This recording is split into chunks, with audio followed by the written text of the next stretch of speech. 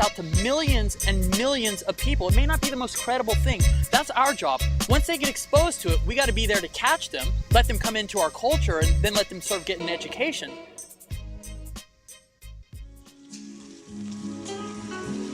For BMX athletes of the early 90s, it was a period when sponsors were dropping riders and going out of business. The magazines were on their way out, and it appeared as if BMX and its culture was about to be lost. But it didn't go anywhere. Some people like Spike Jones made the move from BMX magazines to directing music videos, while others like Jess Dyrenforth, then a professional rider for GT, was left with a choice. Head back to England or cut loose and keep fighting for a piece of the American dream. He chose the latter, a decision that directly contributed to the future path of rollerblading. But it sounds a lot better when he tells it. Back in the late 80s, I remember one day a guy named Doug Boyce showed up, and he was on rollerblades. Yeah, that's what I'm into. Thought it was kind of cool and tech that the wheels were on a line, but I really had no attraction or desire to ever try them out. But something about his style caught my eye, and I was like, wow, you know what, this guy's really taken something and really, I don't know, he's kind of adapted it, you know, and really morphed it into something different. He didn't represent anything that I'd experienced with rollerblading, because rollerblading had this very uncool image back then. He used to be a professional skateboarder, and he'd skateboard a little bit, and he'd rollerblade a little bit, and he was just completely confident. You take other elements of other sports and adapt them into this sport, but it is its own sport. It has 8 wheels in a line, you know, and you're going to have to figure out how to use those on your feet, you know. There was a change in the BMX industry.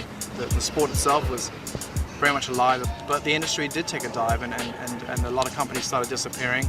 A lot of the companies sold to larger corporations, and those corporations then looked at a company like GT Bikes and said, well, you guys aren't meeting your numbers, we're going to start cutting back budgets, you know, marketing, team budgets, everything. Professional riders kind of had to sort out different careers. And I went to ASR trade show in San Diego, early '89, and I saw a rollerblade demo, and there was the whole dance team with the spandex, you know, doing the whole hip-hop thing, whatever. And I was kind of watching it, you know, tongue-in-cheek kind of thing. I didn't really know what to think about it. And all of a sudden, I mean, there's this half pipe there, so that's what kind of caught my attention. This guy comes out on rollerblades, Chris Edwards, and he starts doing, I mean, it was probably only like 5 foot, 6 foot airs.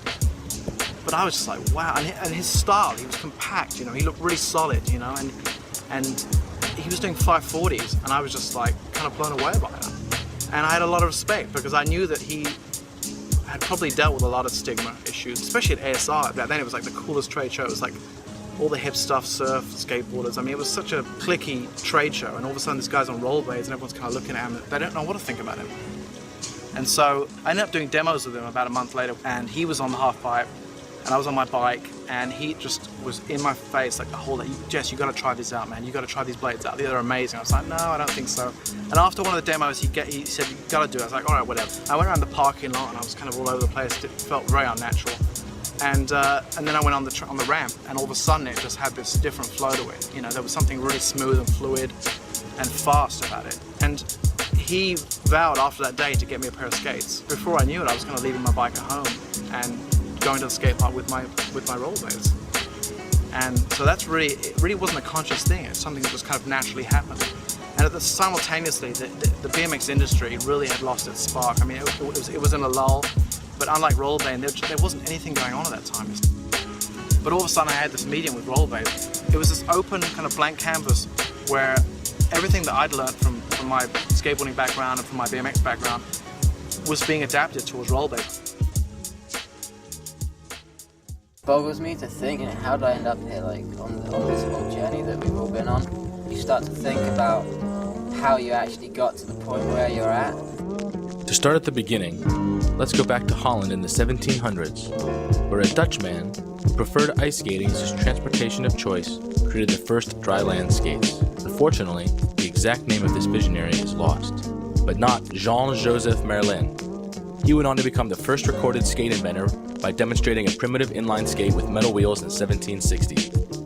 That's right, 1760. 10 years before Europeans even discovered the Polynesian surfing, a Dutch gentleman had invented an inline skate. Later during the 1800s, James Leonard Plimpton, a resident of New York City, came up with the first incarnation of the modern quad roller skate.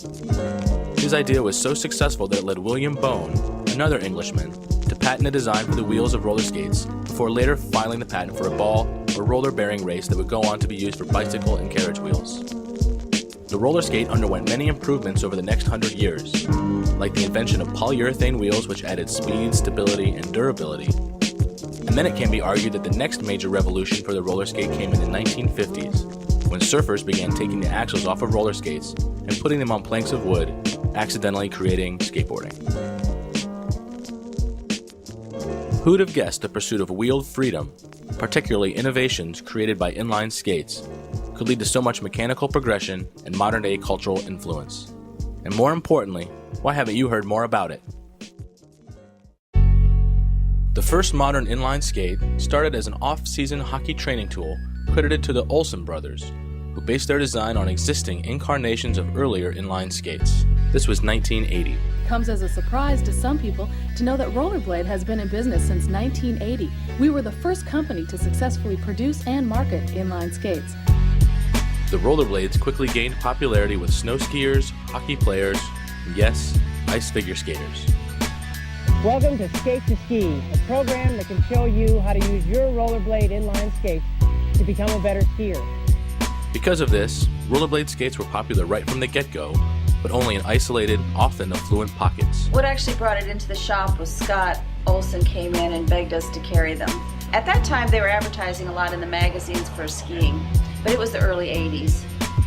You know, the sport of inline skating has been growing in popularity over the past few years. By 1986, inline skating was a $7 million a year industry, but more growth was on the way. Mom says they're free falling to nowhere, but skaters say they're moving fast into the future. Inline skaters and their moms face off.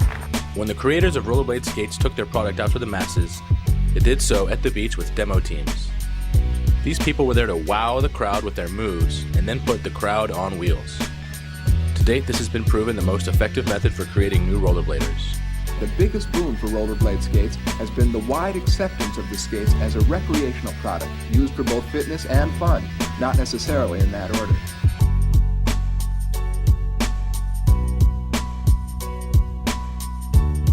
I'm just amazed that I don't see more of the big corporate CEOs cruising the parking lot with the rollerblades on, because if they did, they'd have a much easier and much more profitable day.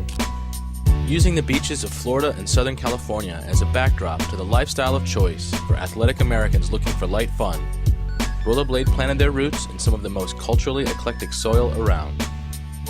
It's like anyone can get into it for their own travel. As a breeding ground for new trends, Southern California was a particularly powerful catalyst in the evolution of rollerblading's popularity.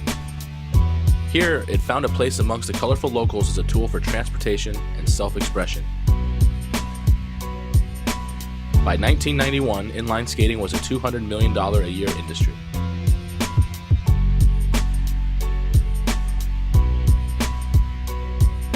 And while on paper it looked like everything was going well, Rollerblade and the other skate manufacturing corporations would soon be baffled by the rise of a small, but dedicated and vocal group of inline skaters that were truly interested in embracing all the potential of an inline skate. Slowly, a rift formed that would lead to a conscious rebellion by this minority against the image that had until then been attributed to inline skating. It was somewhere during this economic and participation boom, on November 21st, 1991 to be exact, that a talented young athlete named Chris Edwards performed the first recorded frontside grind down a 3-stair handrail. Rollerblading suddenly had a new icon and was about to capture the imagination of the television viewing world. By 1993, the global interest in freestyle rollerblading had spawned its own media source, Daily Bread magazine. Suddenly, the segment of inline skaters most misunderstood by the large corporations had a unified voice. Here, the unique culture of rollerblading was nurtured and cultivated, bringing together influential and persuasive skaters in search of artistic expression, which is exactly what they found. And of course, 94 is the year that everyone will hone in on, is the year that it grew up, that people from all around the world that had been skating for 2 or 3 years by themselves met each other and realized that we were part of a global entity. At the same time as the Southern California rollerblade explosion, rollerblades started showing up in New York City, specifically on MTV Sports. There's buses coming at you, and you have to learn how to weave in and out of people. It's a tool of weighing of getting around. No, that was inline skating. That was too cool for me. I don't know. Are you into it? I'm into it. Through MTV, rollerblading had an unprecedented opportunity to beam directly into millions of homes around the world, which it